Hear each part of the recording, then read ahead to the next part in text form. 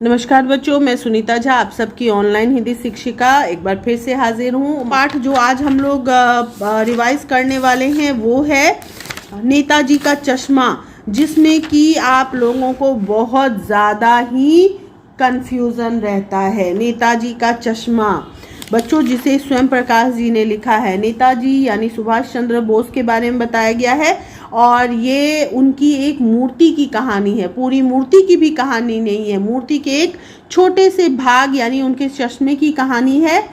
तो कहानी में जो बातें बताई गई हैं, उनका जो सेंटेंस है उसका अर्थ मैंने पहले पाठ में बता दिया है। यहाँ पे हम वो सब नहीं डिटेल में जानेंगे, बस ओवरऑल करेंगे।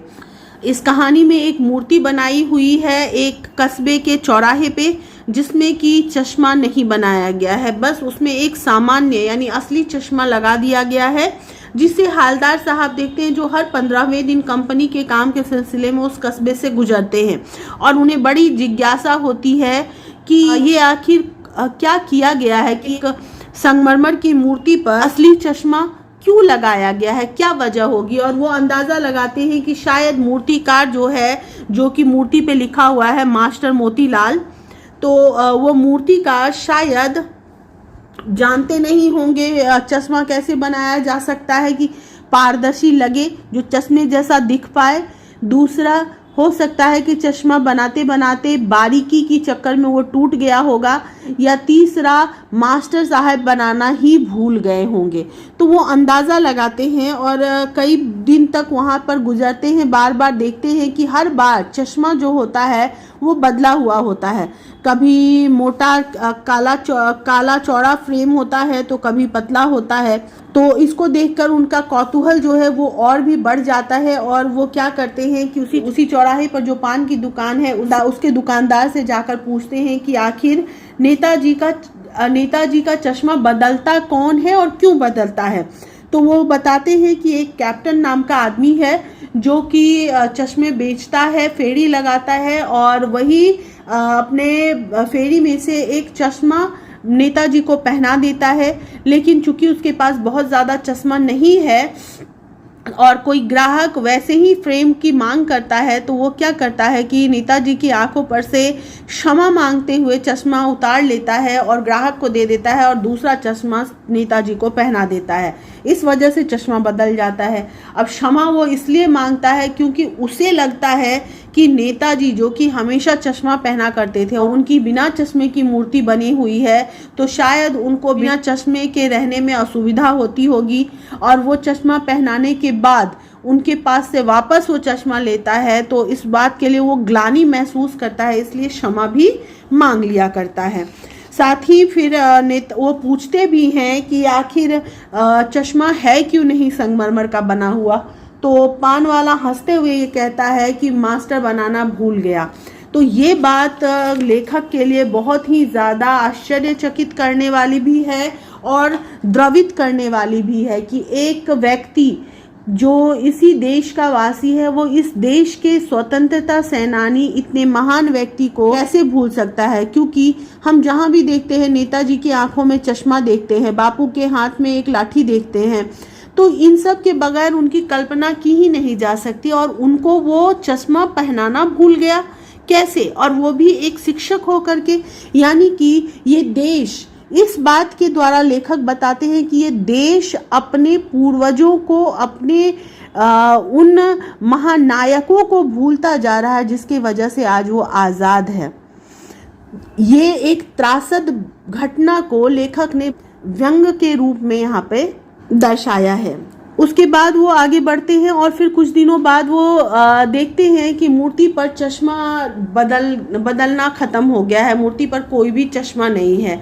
इस बात को वो 2 बार 3 बार देखते हैं और फिर जब पान वाले से पूछते हैं तो पान वाला कहता है कि कैप्टन मर गया।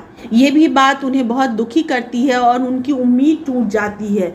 जो पूरा कस्बा सक्षम होने के बावजूद नहीं कर रहा था, वो एक गरीब बूढ़ा मरियल लंगड़ा व्यक्ति एक चश्मा पहनाकर बार बार जिस प्रकार से नेताजी के प्रति श्रद्धा प्रकट कर रहा था, वैसी श्रद्धा पूरे कस्बे में से किसी ने भी करने की कोशिश नहीं की थी।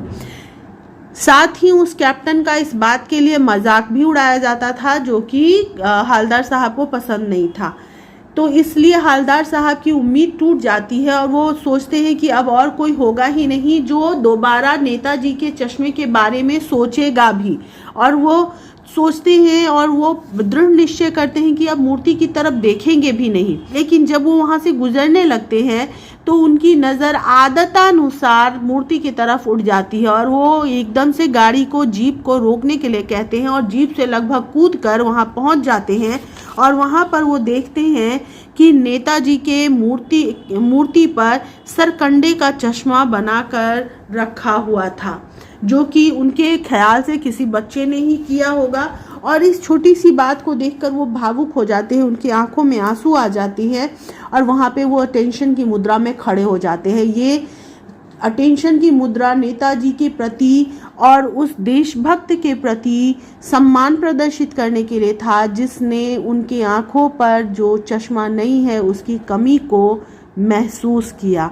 और वो भावुक हो जाते हैं, इनकी आंखों में आंसू आ जाते हैं इसलिए क्योंकि उन्हें ये एहसास हो जाता है कि अभी हमें नाउम्मीद नहीं होना चाहिए, अभी हमें उम्मीद रखनी चाहिए, अभी भी देश में देशभक्त खत्म नहीं हुए हैं।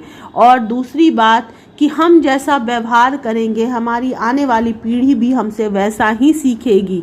जैसे कि कैप्टन मर तो गया, लेकिन मरते मरते उसने अपने कस्बे के बच्चों को ये सिखा दिया कि नेताजी की आंखों पर चश्मा होना ही चाहिए, जिसके फलस्वरूप आज उनके आंखों पर सरकंडे का ही सही लेकिन एक चश्मा लगा हुआ था।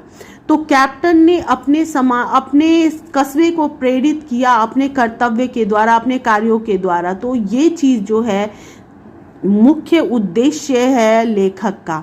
इस कहानी के उद्देश्य में आप लिख सकते हैं कि लेखक ने इस कहानी में देशभक्तों के प्रति श्रद्धा को बनाए रखने के लिए कहा है।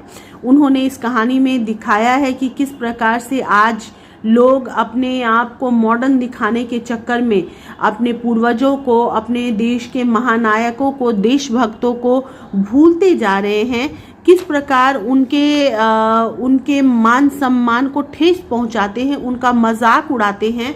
ये चीज़ उन्होंने व्यंग के तौर पर नेताजी के चश्मा के नाम से चश्मा को केंद्र में रखकर दिखाया है।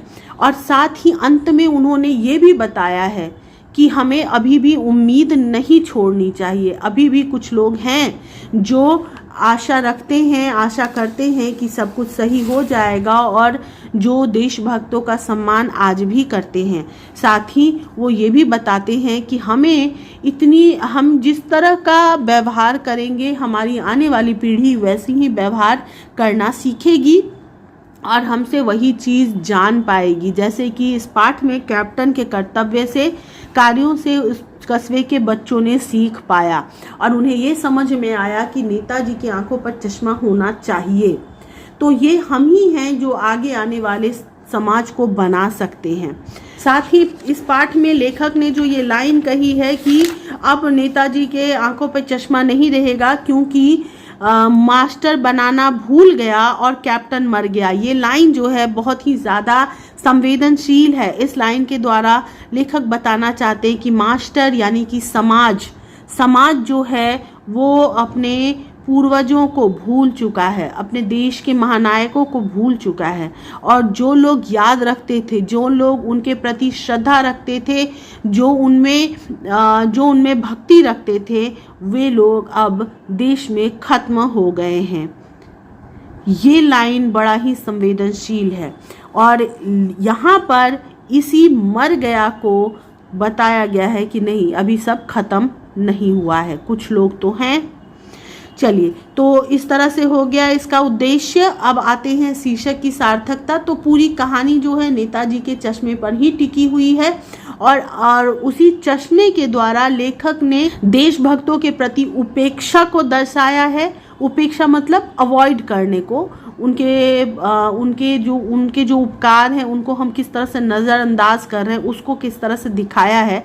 इसलिए इस पाठ का ये शीर्षक पूरी तरह से सार्थक है। ठीक है, इस पाठ में मुख्य पात्र हैं हालदार साहब जो कि एक जिज्ञासु व्यक्ति हैं।